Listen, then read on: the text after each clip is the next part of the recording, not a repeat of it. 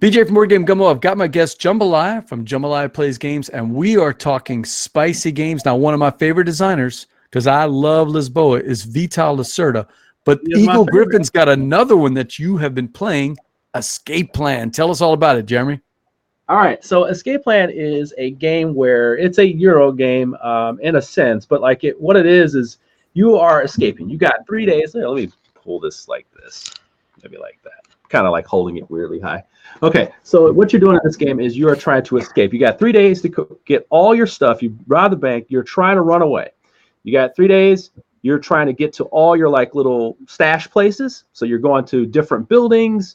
You're going and picking up stuff that will get you money at the beginning, during the game, or at the end of the game. And what that does is it kind of like messes with your income phase, how much money you get each round if you take it during the game. But you definitely want to have some at the end game, and that's not going to be disclosed to anybody, so nobody will know what you have, why you're going to this place. Now, what happens in the game as you move around this board is you are going to bump into police officers, which will make you more suspicious. It's called notoriety. A lot of this stuff has to do with notoriety. Like if you share the same spots with people, you gain notoriety. If if you're just doing certain stuff that's sort of nefarious, you get notoriety.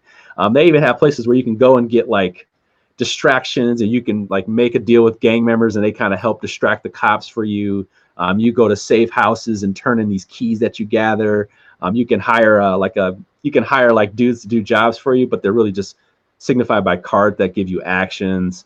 But the cool part about this one is that as you play the game and you lay out the tiles that make up the map, you actually are making the map with the players.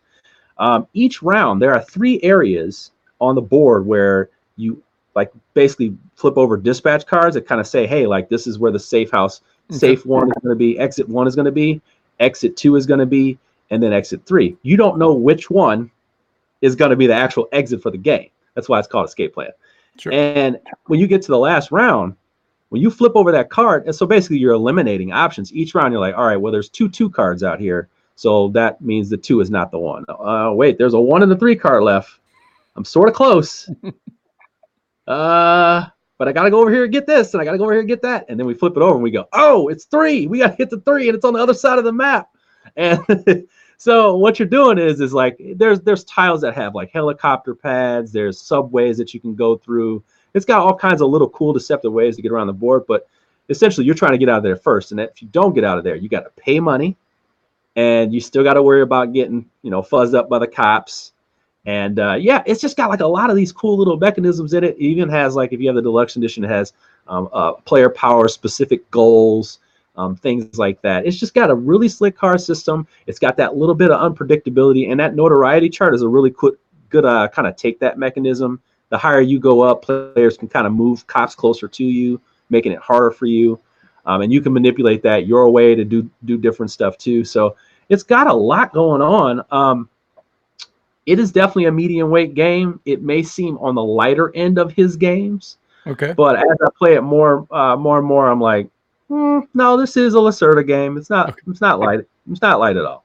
Yeah. So it's not light, but it sounds more thematic than a lot of his games, Jambalaya. And you know what? There's no more thematic game than the Gallerist that he has, and I thought it was the most abstract looking game. But after you get into it for a while, you're like, wow, I feel like I'm selling art. But I'm the same way with Lisboa. People always say it's not very thematic until you start. If you play it enough, you're going to start realizing, oh, all of these actions actually mean something in comparison to the history of the city. So, I mean, I get that it looks like a big, giant abstract, but it's not really. I mean, there's a lot of thematic elements. Yeah, I mean, hey, they even made like little painted meeples with motorcycles. All right. But they try. At least he tried with Escape Plan. I'm trying to make sure you know about this game. But yeah, it's got some really cool stuff. It's got a weird color palette.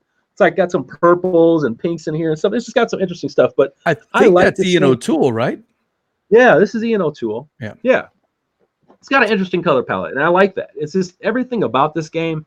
Once again, it's Eagle Gryphon Games, super high quality. There's no question. Sure. You are getting what you pay for. And they take it to the max. I mean, there's just no question. Like, what are we doing here, right? There's no question. It's Eagle Gryphon. So, and that is Escape Plan from AEG and Vital Lacerta. I mean, not AEG, Eagle Gryphon and from Vital Lacerta. And you've given it a thumbs up, right, Jeremy? you know what? This is really one of my highest recommended games. I know nobody talks about it a lot. You know, we talk a lot more about these family weight games and things like that usually, right? Sure. You know, the heavy Euros and stuff like that don't always get all the love. But this one right here, definitely a sleeper from earlier this year. You know, so many games come out. Who remembers this one? Right. So